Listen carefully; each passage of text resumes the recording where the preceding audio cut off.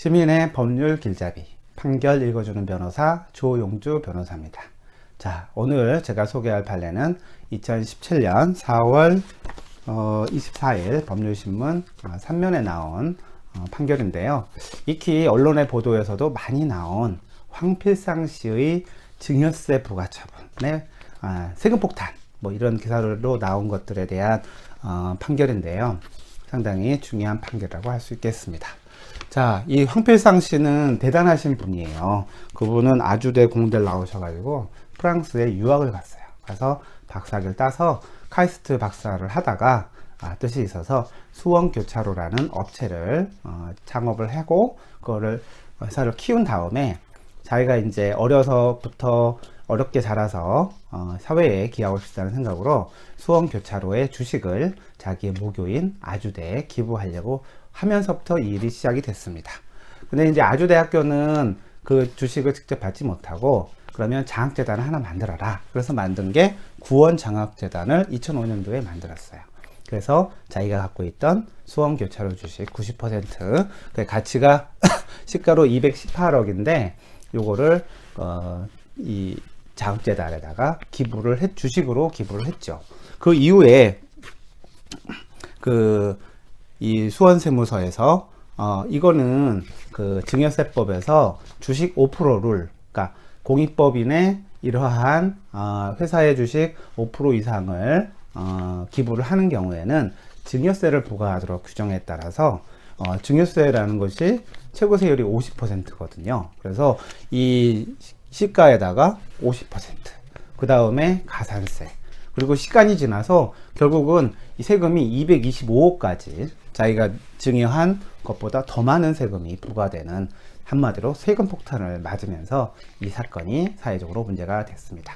그래서 이제 이 사건이 1심에서는 이 황필상 씨가 이 주식 5% 룰이 규정하는 편법 증여에 해당하지 않는다고 봐서 그 황필상 씨의 손을 들어줬는데, 항소심에 가서는 5% 룰을 적용을 해서 세금 부과가 적법하다라고 판단을 했는데, 이 대법원에서 이거에 대해서 많이 고민을 한 것 같습니다. 이 판결을 보게 되면 어차피 황필상 씨가 이기는 판결이 나오긴 했지만 내부적으로는 9대3, 3명은 이것도 부과가 적법하다라고 하는 판단도 있었습니다.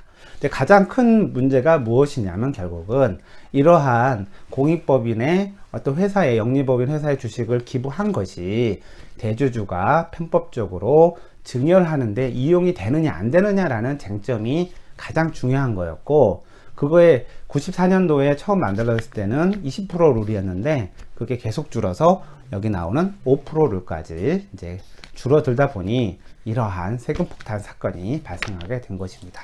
이 사건의 쟁점은 바로 이겁니다.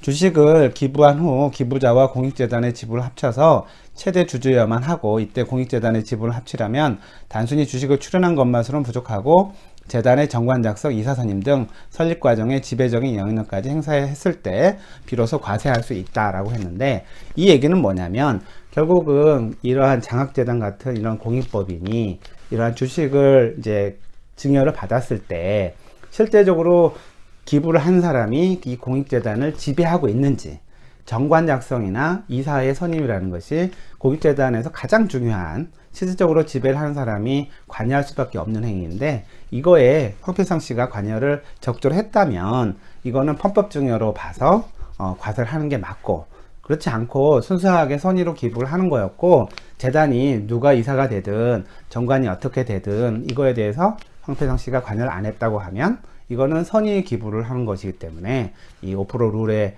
따라서 과세할 사안은 아니다 라고 이렇게 지금 법원이 판단을 한 것이긴 한데요. 사실은 근본적으로 이러한 문제가 다시 재발하지 않기 위해서는 새로운 법률이 필요하다고 생각합니다. 왜냐하면 일단 선한 기부, 우리 사회가 기부를 안 한다고 하고 있는데 기부를 해서 세금 폭탄을 맞으면 누가 기부를 하겠습니까?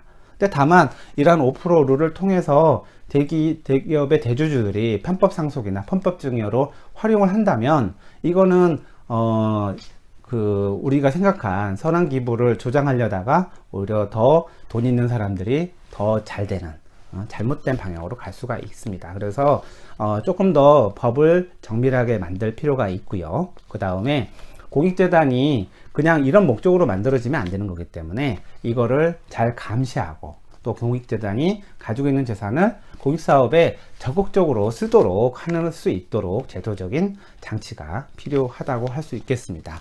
자, 이 사건을 통해서 황필상 씨는 정말 9년 동안 엄청나게 마음고생을 하고, 또 225억이라는 그 부가처분에 의해서 압류가 돼서 재산권 행사도 못하고, 그래도 이분이 정말 훌륭하신 거는 이렇게 된 후에도 다시 기부를 하시겠다고 합니다. 자, 우리 사회에 수많은 황필상 씨가 나타나야 됩니다. 그러기 위해서는 이러한 문제가, 또 이러한 세금 폭탄이 나오지 않도록 좀 제대로 된 법이 만들어져서 선한 기부, 그 다음에 기부가 많아서 모두가 행복한 세상 만드는 것이 이 판결이 계기가 되었으면 하는 바람이 있습니다. 자, 이 판결에 대한 설명을 모두 마치도록 하겠습니다. 감사합니다.